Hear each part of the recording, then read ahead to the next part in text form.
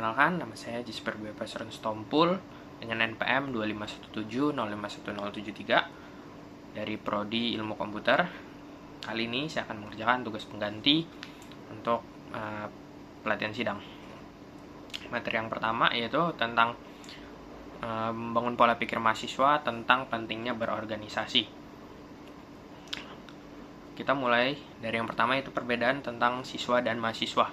Perbedaannya itu ada beberapa, seperti dari tingkat pendidikannya, cara belajarnya, perannya, ruang pengembangan dirinya, dan persiapan kerja gitu. Mulai dari tingkat pendidikannya, tentu saja mahasiswa berada di perguruan tinggi, sedangkan siswa itu berada di sekolah seperti SD, SMP, SMA. Begitupun dengan kemandiriannya, kalau mahasiswa itu tentunya harus lebih mandiri, harus bisa mengatur waktu dan belajarnya juga sendiri gitu. Sedangkan kalau masih sekolah itu kita masih dibimbing oleh guru. Seperti itu. Lalu dari cara belajarnya, mahasiswa itu dengan cara seperti diskusi, riset, dan project based gitu. Sedangkan kalau siswa itu lebih ke menghafal dan mengikuti kurikulum saja. Perannya pun mahasiswa itu lebih bebas gitu, berpendapat dan dalam mengambil keputusan juga itu lebih bebas gitu. Berbeda dengan siswa yang mana ruang keputusannya itu masih terbatas gitu. Begitu juga dengan cara mengembangkan dirinya. Untuk mahasiswa itu bisa dengan aktif berorganisasi, bisa dengan magang, ataupun mengembangkan portofolio diri sendiri gitu. Siswa juga bisa untuk aktif berorganisasi, tapi pasti ada perbedaannya gitu dengan mahasiswa. Dan persiapan kerjanya, mahasiswa itu mulai membangun karirnya gitu dan pengalamannya, sedangkan kalau siswa itu masih dalam tahap eksplorasi minat. Nah, tadi kan ada saya sebutin tentang aktif berorganisasi ya. Realita pendidikan masa kini itu tentang pentingnya pengembangan diri, itu banyak lulusan S1, S2, S3 itu masih menganggur gitu, karena perusahaan-perusahaan ini banyak yang mencari yang sudah memiliki pengalaman, sedangkan banyak mahasiswa itu yang merasa mereka tidak perlu ikut berorganisasi. Begitu juga dari data yang ada, 80% mahasiswa itu bekerjanya itu nggak sesuai jurusan gitu. Karena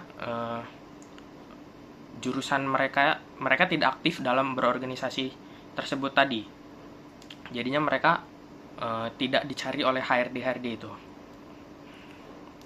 Nah, ada beberapa alasan tentang mahasiswa itu kenapa nggak mau ikut berorganisasi gitu. Alasan yang pertama itu ngerasa mereka nggak punya waktu gitu. Begitu juga alasan yang kedua, mereka takut mengganggu akademik, takut keluar dari zona nyamannya, kurang paham manfaat organisasi itu apa, merasa nggak cocok dengan lingkungan yang baru, terus takut mengambil beban tanggung jawab yang lebih besar, terus organisasi itu nggak ngasih keuntungan apa-apa, nggak ngasih uang gitu. Terus kurangnya motivasi dan nggak punya tujuan yang jelas juga itu menjadi alasan kenapa mahasiswa itu malas berorganisasi. Padahal kan organisasi ini penting gitu sebagai persyaratan untuk magang dan untuk masuk kerja juga gitu. Nah, di sini disebutkan juga bahwa salah satu persyaratan untuk magang kerja itu adalah diutamakan memiliki jaringan atau pengalaman berorganisasi gitu, baik di bidang akademis maupun organisasi kemasyarakatan. Dengan berorganisasi itu kita menjadi lebih dilirik, lebih diperhatikan gitu oleh rekrutmen gitu. Seperti itu. Masuk ke materi yang kedua tentang materi sidang. Apa itu sidang? Sidang itu adalah forum resmi organisasi yang digunakan untuk membahas, mengkaji, dan memutuskan suatu agenda berdasarkan aturan yang telah ditetapkan. Lalu ada juga musyawarah besar. Musyawarah besar itu adalah forum pengambilan keputusan tertinggi dalam organisasi. Begitupun ada unsur-unsur dalam persidangan, yaitu ada peserta sidangnya, ada pemimpin sidangnya, ada materi persidangannya, ada ruangan persidangannya, ada perlengkapan sidang, dan ada tata tertib dalam persidangan tersebut. Nah, alur persidangannya itu seperti apa? Yang pertama itu ada pengesahan tata tertib persidangan itu, lalu ada pemilihan pimpinan sidangnya, lalu dilanjutkan dengan kinerja kepengurusannya, lalu ada sidang komisi, ada sidang pleno, lalu yang terakhir pemilihan ketua dan wakil ketua. Lalu apa perbedaan tentang sidang komisi dan sidang pleno? Perbedaan utamanya itu adalah sidang pleno itu dihadiri oleh seluruh peserta musyawarah gitu. Sementara sidang komisi itu hanya diikuti oleh anggota komisi yang bersangkutan.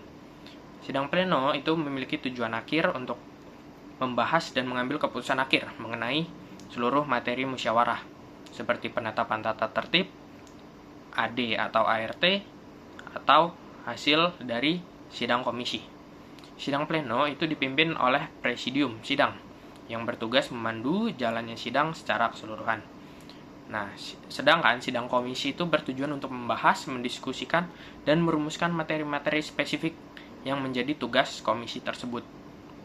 Sidang komisi itu dipimpin oleh pimpinan komisi yang dipilih dari dan oleh anggota komisi itu sendiri. Lalu ada hak dan kewajiban peserta sidang. Peserta sidang ini dibagi menjadi dua, yaitu ada peserta penuh dan peserta peninjau. Peserta penuh itu adalah pengurus atau anggota dalam suatu organisasi dan memiliki hak seperti hak berbicara, hak bersuara, hak memilih, dan hak dipilih. Sedangkan peserta peninjau itu adalah orang-orang yang diundang seperti alumni dan hanya memiliki hak berbicara. Dan keduanya ini mempunyai kewajiban yang sama, yaitu menaati tata tertib persidangan dan menjaga ketenangan persidangan. Lalu ada juga pemimpin sidang yang terbagi menjadi 3, yaitu pimpinan sidang 1, pimpinan sidang 2, atau pimpinan sidang 3, yang biasa disingkat PIMSID. Nah, pimpinan sidang 1 itu memiliki tugas memimpin penuh jalannya persidangan. Pemimpin sidang 2 memiliki tugas membantu pemimpin sidang 1 dalam mencatat interupsi. Dan ada pemimpin sidang 3 yang bertugas sebagai notulen atau yang mencatat hasil persidangan. Adapun ada beberapa istilah dalam persidangan itu seperti interupsi, ini pasti udah banyak yang tahu ya, yaitu hak peserta sidang untuk menghentikan sementara pembicaraan demi memperbaiki jalannya forum gitu. Jadi kalau ada peserta yang merasa alur sidangnya udah melenceng, itu dia bisa interupsi gitu untuk memperbaiki jalannya sidang ini. Lalu ada lobbying. Lobbying itu metode penyelesaian ketika forum itu mengalami kebuntuan.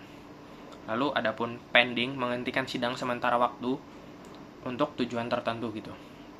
Lalu ada voting. Voting ini juga udah pasti pada tahu ya, digunakan ketika musyawarah mufakat itu nggak mencapai kesepakatan gitu, maka dilakukan voting itu atau pemungutan suara. Adapun yang terakhir yaitu scourging, penundaan persidangan untuk sementara waktu. Sekian penjelasan dari saya, terima kasih.